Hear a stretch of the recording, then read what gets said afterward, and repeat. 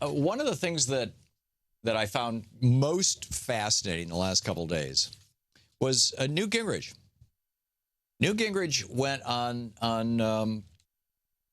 a conservative talk show, and well, actually, he spoke. I'm sorry, he spoke at the Heritage Foundation on Tuesday, and he said something profound is breaking in the old order. A genuine revolution is building.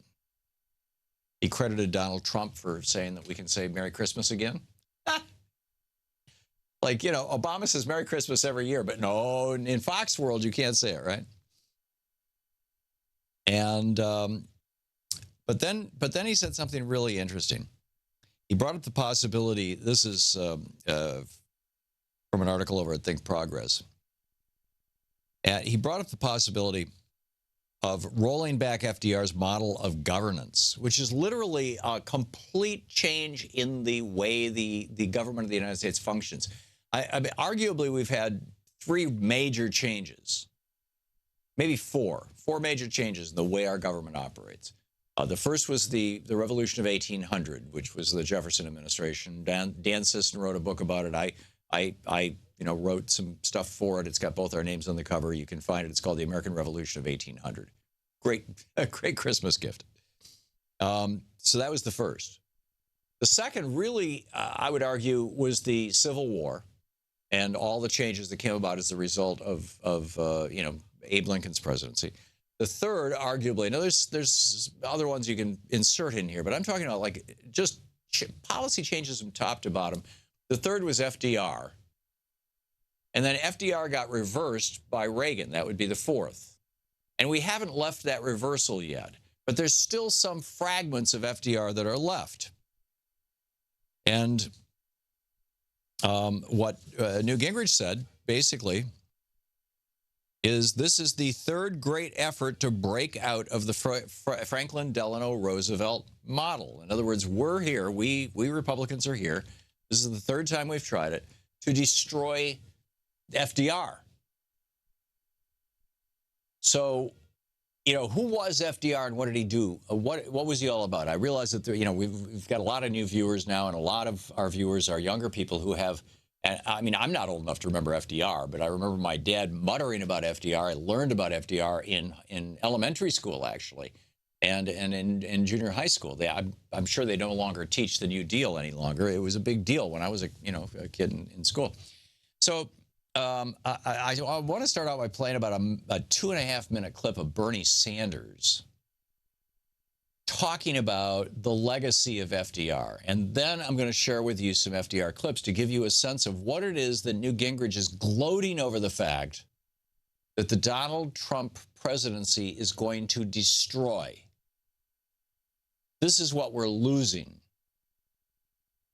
So let's start with Senator Sanders talking about that. And see where we can go from there. Here, this is Bernie. This is a speech Bernie gave. I recorded this a long time ago. I don't have a record of when and where it was recorded. I think it might have been at one of the Fighting Bob Fests, but except that there's no crowd noise. So it was probably more, a speech on the floor of Congress or something. But anyhow, this is an old Bernie speech about FDR. Here it is. Let me take you now back to the 1937. And in his inaugural address, in the midst of the Great Depression, President Franklin Delano Roosevelt looked out at the nation in the midst of this terrible depression.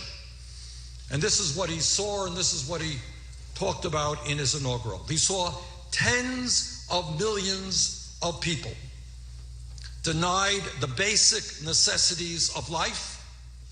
He saw millions of families trying to live on incomes so meager that the pall of family disaster hung over them every single day. It's real. He saw millions of his fellow Americans denied education, recreation, and the opportunity to better their lot and the lot of their children.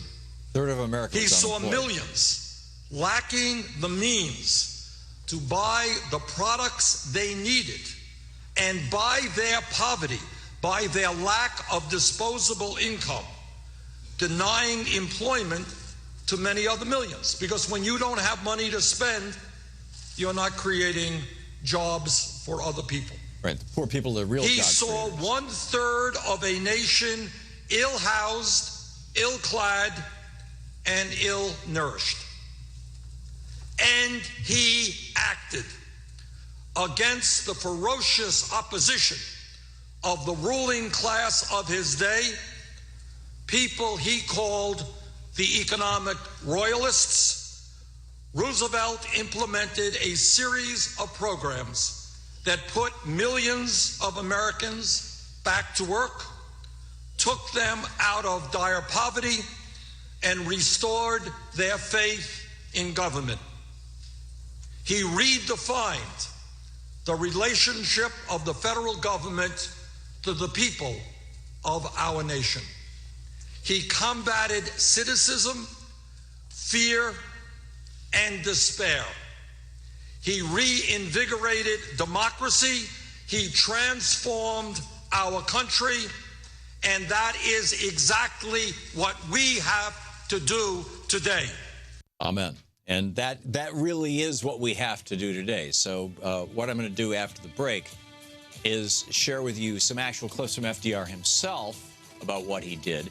Keep in mind, Newt Gingrich is bragging right now. Newt Gingrich, very close to Donald Trump. He was offered apparently a position within the administration, turned it down, said, sorry, I've got other things to do. I got to make some money, whatever he said. But Newt bragging at the Heritage Foundation, we're going to finally destroy the legacy of FDR. This is the Thom Hartmann Program. So FDR said a lot of things, and a lot of them were really fascinating. But, there's a few that really stand out. This is from his Madison Square Garden speech in 1936. He was running for president of the United States. This was the October 31st. This was the week before the election.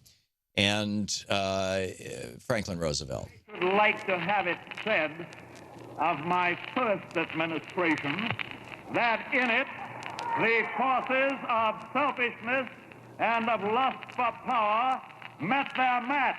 I should like to have it said, wait a minute, I should like to have it said of my second administration that in it these forces met their master. There you go. And just notice how long these people are applauding. You can hear the applause in the background. The applause in the background. I mean, people really loved Franklin Roosevelt. I mean, this is how they met their master. Yes, this is how, it just goes on and on and on and on. But here's, we get into some more substantial stuff. Here's FDR again. 12 years on. Let me just explain what's going on here. Warren Harding was elected in 1920 and took office in 21 on the promise of less government in business, more business in government. In other words, deregulate and privatize. He was also elected on the platform of cutting taxes. He dropped the top tax rate from 91% down to 25%. He did away with banking regulations. He did away with rules on speculation, or many of them. He changed the margin requirements to be able to participate in the stock market. And all of this, what this did was it created a 9-year bubble. And things seemed really good. In fact, after Harding came Coolidge, and after Coolidge, of course, was Hoover. And during the Coolidge administration, they called him Silent Cal, Calvin Coolidge, Silent Cal, because, he was like, hey, everything's going fine. I don't have to do anything, right? The country's going, because it was this giant bubble, and the bubble burst in 1929. And then from 1929 to 1930, 32 or 33, these are the 3 years that FDR is referring to as the horrible time. So here, just put it in context. That's what he's talking about. For 12 years, our nation was afflicted with hear nothing, see nothing, do nothing government. Okay, he says 12 years there. He's including the Hoover administration even after the Depression. So that was basically the Harding administration from 21 through the Coolidge administration, through the Hoover administration that ended in 33. So we'll start this again. For 12 years, our nation was afflicted with hear nothing, see nothing, do nothing government. And, everybody in America knew exactly what he was talking about, because they were calling the Great Depression at that point in time the Republican Great Depression. That's what the newspapers called it. And my friend, powerful influences strive today to restore that kind of government with its doctrine that that government is best which is most indifferent to mankind. And see, that's just a variation. What he was pointing out is that the Republicans at that time, it's just a variation on small government, right? That was their pitch. Here he is. We had to struggle with the old enemies of peace, business and financial monopoly, speculation, reckless banking, class antagonism, sectionalism, war profiteering. They had begun to consider the government of the United States as a mere appendage to their own affairs. And we know now that government by organized money is just as dangerous as government by organized mob.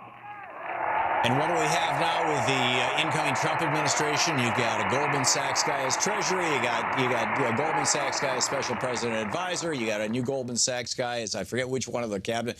But it's all over. Here he is again. Never before in all our history have these forces been so united against one candidate as they stand today.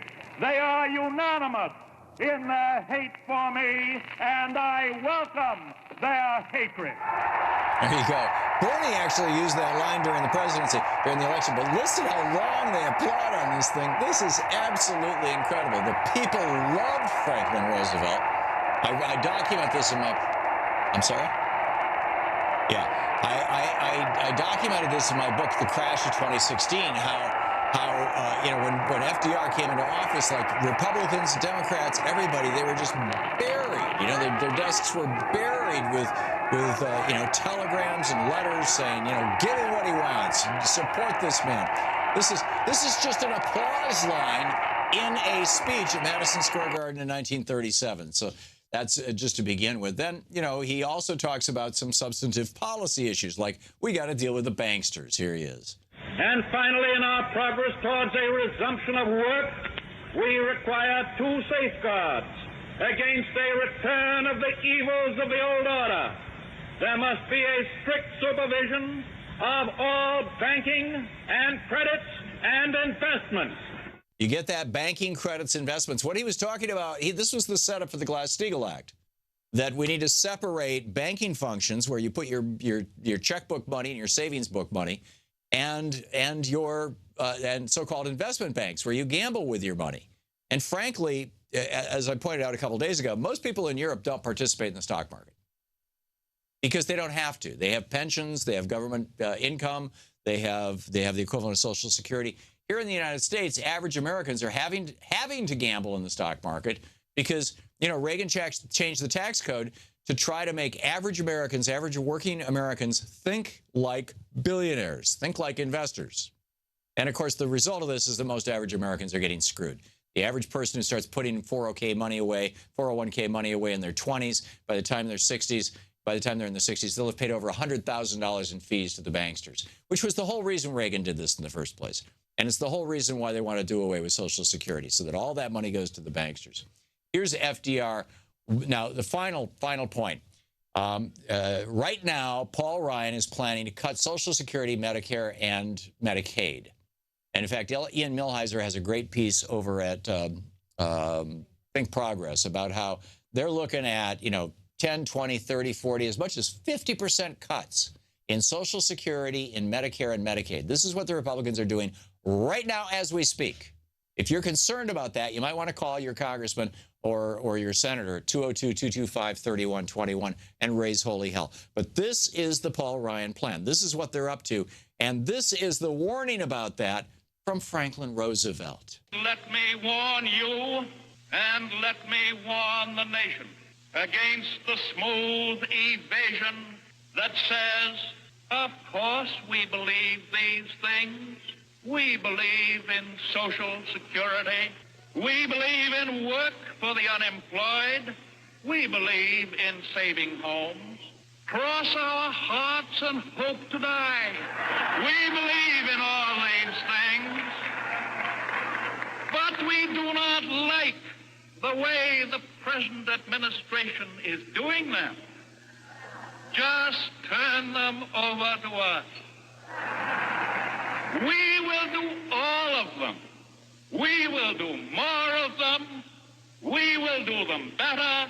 And most important of all, the doing of them will not cost anybody anything. And this is Paul Ryan's sales pitch, right? I mean, this is FDR nailed it, and it was easy to nail because Paul Ryan's not saying anything new. He's saying what Republicans have been saying ever since the 1930s when FDR passed Social Security. The Republicans are like, oh my God, Social Security, we can't have that. That's communism. Or alternatively, really what they were saying was Social Security, oh my God, we can't have that. There's no way the banksters can make money on it. And they support our campaigns. They're our friends. We're the banksters. We got to get rid of this Social Security thing. That's Paul Ryan. You're listening to the Thom Hartmann Program. Call 202-808-9925. And apparently Paul Ryan is a fine wine for Donald Trump. The more he gets of him, as he ages, he gets better. Right. So this is Donald Trump, too.